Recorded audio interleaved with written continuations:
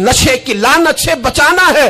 اور ہم لوگوں نے ان لوگوں کو معاشرے سے کاٹ دیا ہے, نشئی کو معاشرے سے کاٹ دیا ہے. اسے کاٹو نہ. حضرت نعمان بن عبداللہ بڑے پیارے صحابی تھے. ایک دن غلطی سے شراب پی بیٹھے, در رسول پہ آئے, اور کوئی پکڑ کے نہیں لایا, خود آئے. میرے نبی پاک نے ضمیر بیدار کر دیے تھے. ان کو درے مار کے غلطی نہیں منوانا پڑتی تھی, وہ مان جاتے تھے. انہیں رات نیند نہیں آتی تھی گناہ کر کے, خود حاضر ہوئے. یا رسول اللہ غلطی ہو گئی. فرمایا سونگو اس کے منہ کو. جب منہ کو سونگھا تو بدبو آ رہی تھی. فرمایا باہر لے جاؤ, اس کو کوڑے مارو.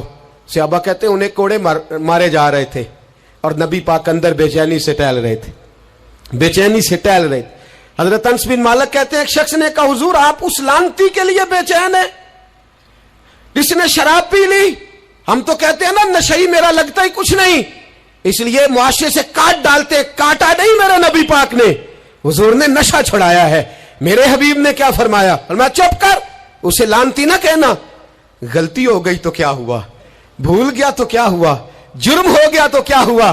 فرمایا اس سے غلطی ہو گئی ہے, ورنہ وہ خدا سے بھی پیار کرتا ہے, محمد مصطفیٰ سے بھی پیار کرتا ہے. فرمایا ہم اس کو حضور کے ساتھ بیٹھا ہوا, ان کو معاشرے سے کاٹو نہ, ان کو کاٹ کر کے پھینکو نہ, انہیں جہاز کہہ کے دھتکارو نہ.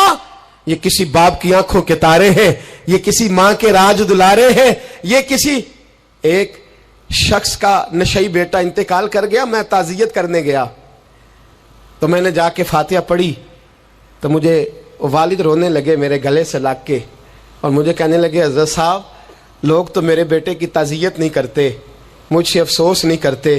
کہتے ہیں وہ کچھ نہیں کرتا تھا, اس کی شکایتیں رولام میں ہی آتی تھیں, پر میرا بیٹا تو تھا نا, میرے جگر کا تو ٹکڑا تھا نا, آتا جاتا مجھے نظر تو آتا تھا نا. میری پوتیاں پہلے اتنا نہیں روتی تھی جتنا اب تڑپتی ہیں, میری بہو بیوہ تو آج ہی ہوئی ہے نا. میرے دوست کتنے لوگ ہیں جو اس ظلم کا شکار ہیں. ہم جہاد کریں گے, ہم پکڑ کر کے پھینکیں گے وہ ان ہاتھوں کو جو نشے کی طرف میری ملت کے جوان کو لا رہے ہیں. خدا را اٹھو, اب اس جہاد کے اندر ایک دوسرے سے تعاون کرو اور نوجوانوں کو کھینچ کر کے واپس لاؤ. پانچویں بات پنجتن کی نسبت سے, اب پانچویں بات سنو. ایک نشہ اور ہے جو میری ملت کے جوان کو دیا جا رہا ہے, ایک جرم اور ہے, ایک زیادتی اور ہو رہی ہے میرے دوست, میرے بزرگوں کے ساتھ, میرے دوستوں کے ساتھ, میری ملت کے جوانوں کے ساتھ. وہ ہے بے حیائی کا نشہ, وہ ہے عریانی اور فحاشی کا نشہ, وہ ہے میرے دوستوں عشق مجازی کی لعنت کا نشہ. ہر بچے کے ہاتھ میں موبائل ہے, ہمیں پتہ ہے وہ ٹیلی فون بھی کرتا ہے, ہمیں پتہ ہے وہ گندے میسج بھی کرتا ہے, ہمیں خبر ہے وہ کئی برائیوں کے اندر مبتلا ہو گیا ہے, ہم جانتے ہیں وہ کئی قسم کے مسائل کا شکار ہے. لیکن اس کا ہاتھ کون پکڑے؟ تو نشہ ہے. جب آگ جلتی ہے تو میرے دوست اگر گھی پڑا ہو تو وہ ڈھلتا ہے. اگر نوجوان کے ہاتھ میں موبائل آئے گا اور اس کو پتا ہوگا کہ مجھے چھپنے کی جگہ بھی مل رہی ہے تو میرے دوست وہ تو بے حیائی کرے گا. تھوڑے دن پہلے ایک دوست جھگڑنے لگے گلی میں کچھ لوگوں سے. مجھے معلومات ہوئی تو میں نے بلایا, میں نے کہا کیا جھگڑا ہو گیا؟ کہنے لگے یہ میری گلی سے گزر رہے تھے لڑکا اور لڑکی اور گندی حرکتیں کر رہے تھے, ان کو شرم نہیں آتی؟ ہمیں یہ غیرت مندی نہیں سمجھتے؟ گلی سے گزرتے ہوئے بے غیرتی کرتے, ایک دوسرے کو اشارے کرتے.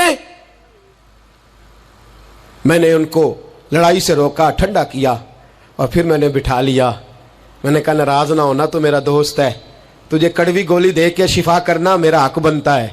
میں نے کہا ایک مجھے بات تو بتا, گلی کے باہر کو لڑکا لڑکی حرکت کریں تو وہ تو بے غیرتی ہوئی, اور اگر بیڈ روم کے اندر ٹی وی پہ یہ کام ہو تو, اگر موبائل کے اندر یہ ہو تو پھر تیری میری غیرت کدھر گئی؟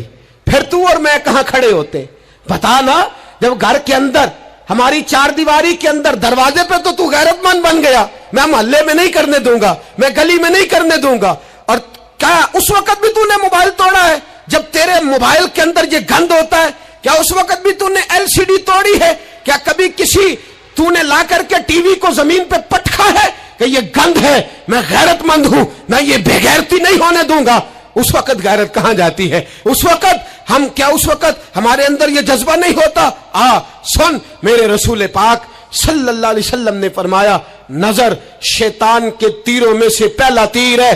ایک نوجوان نے کہا تھا یا رسول اللہ مجھے نماز میں لذت نہیں ملتی, میرے حبیب نے فرمایا تو اپنی آنکھ کو پاک کر لے, اللہ تیری نماز میں لذت پیدا فرما دے گا.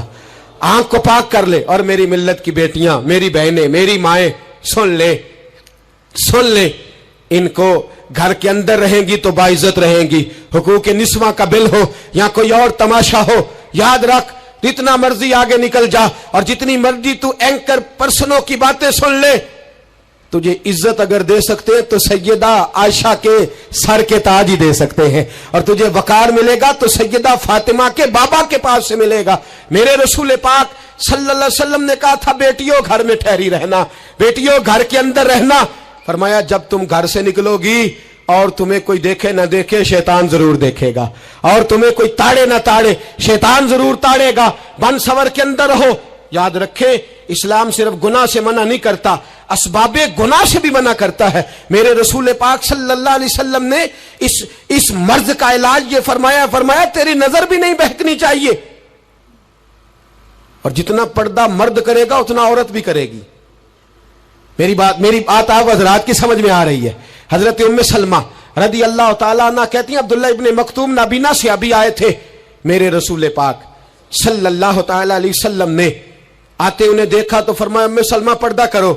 عرض کی حضور وہ تو نابینا ہے. فرمایا تمہیں تو نظر آ رہا ہے نا, تم تو بینا ہو نا, آنکھ نیچی کرو, جھکا لو شرم سے.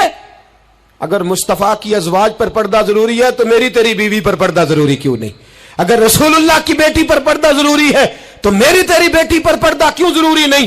آج کو ایجوکیشن کے نام پر, عورت کو خود مختار بنانے کے نام پر عورت کو, اور عورت یاد رکھے باہر جا کے پیسہ کما کے لانے میں اس کی عزت نہیں, بختیار کاکی کی ماں بننے میں اس کی عزت ہے, فرید الدین کو دودھ پلانے میں اس کی عزت ہے, احمد رضا بریلوی تعمیر کرنے میں اس کی عزت ہے, غوث اعظم جیلانی جیسا شہزادہ بنانے میں اس کی عزت ہے. یہاں تیرا وقار ہے اور یہی چراغ جلے گا تو روشنی ہوگی. ملت کے جوان یاد رکھ, اگر تجھے 15 لڑکیوں کے فون آتے ہیں تو کوئی بہت بڑا بہادر نہیں بلکہ تیری غیرت کا جنازہ نکل گیا ہے, اور اگر تو ڈٹ کر کے کئی لڑکیوں سے بات کرتا ہے تو پھر تو گر گیا ہے, پھر تو گند میں مبتلا ہو گیا ہے, پھر تو نے غلاظت کے ساتھ اپنی آنکھ اور اپنی زبان کو بھر لیا ہے. شرم والا وہ ہوتا ہے جس کا حسن بھی صاف ہوتا ہے, جس کا قد بھی بڑا ہوتا ہے, جس کی جوانی بھی اعلیٰ ہوتی ہے پر اس کا ذہن صاف ستھرا ہوتا ہے.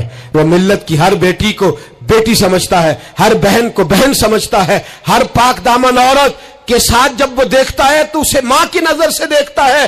زمانے سے اس غلاظت کو دور نکالنا ہوگا. ہمیں اپنے بچوں کو ان پر کڑی نگرانی کرنی ہوگی, ان کے ہاتھوں سے یہ زہر ہمیں چھیننا ہوگا. میرے رسول کریم صلی اللہ تعالی علیہ وسلم نے نظر کی صفائی پر سب سے پہلے توجہ دی ہے. ہمیں اپنے بچوں کو تاڑنا ہے, ہمیں اپنے بچوں کو دیکھنا ہے, ہمیں انہیں خود پکڑ کے اچھی مجالس میں لے کر کے جانا ہے. اور سنو, میرے حبیب پاک صلی اللہ علیہ وسلم نے کتنی پابندی فرمائی.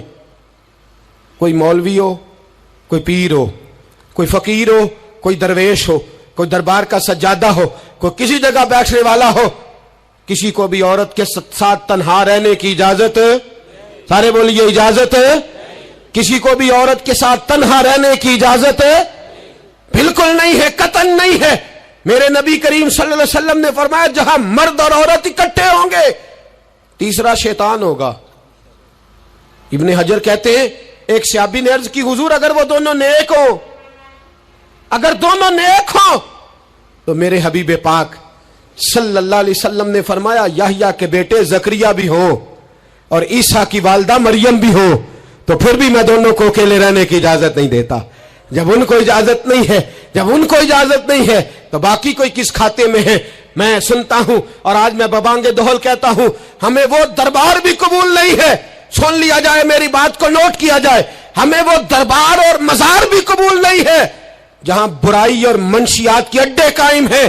ہم ان درباروں پر بھی فوری طور پر ہر لحاظ سے کڑی نگرانی کرنے کا اور پوری سختی کرنے کا ارادہ رکھتے ہیں, اور خود آگے بڑھ کے ان ظالم سجادہ نشینوں کا منہ نوچنے کا ارادہ رکھتے ہیں جن درباروں پر نشہ بکتا ہے, جن درباروں پر گند ہوتا ہے.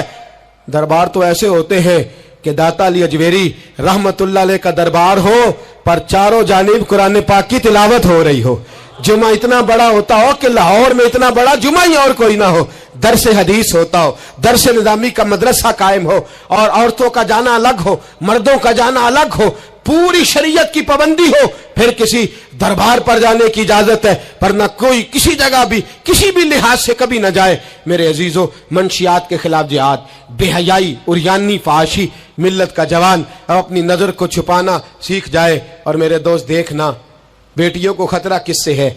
यहाँ हिंदू भी कोई नहीं, सिख भी कोई नहीं, आर्या भी कोई नहीं, बुद्ध मत भी कोई नहीं, यहाँ ईसाई भी अकलियत में, यहाँ यहूदी भी कोई नहीं, लेकिन फिर भी बेटियों की अगर शर्मो हया महफूज ना हो। ये हदीस सुनाने लगा हूं, हदीस है, हदीस रसूल है। जवान खास करके जरा मेरी बात पे तवज्जो करें, और बुजुर्ग खास कर तवज्जो करें जिन्होंने तरबियत करनी है। सुने, हुजूर की बारगाह में एक नौजवान आया है, ये संगमील है हदीस, इसको याद रखना। अर्ज की, हुजूर मैं सारे गुनाह छोड़ सकता हूं, जिना नहीं छोड़ता। हुजूर मुझे जिना की इजाजत होनी चाहिए। मेरे हबीब ने थपकी दी, बिठा लिया। मैं कहता हूं हुजूर ने गुनाहगारों को मुआशरे से काटा नहीं, उनकी तरबियत फरमाई है, उनकी तरबियत फरमाई है, उनको करीब फरमाया। मेरे हबीब करीम सल्लल्लाहु अलैहि वसल्लम ने फरमाया, इधर आ, बैठ जा। बैठ गए। हुजूर ने फरमाया, तू पसंद करता है तेरी मां के साथ कोई बदकारी करे? हुजूर नहीं,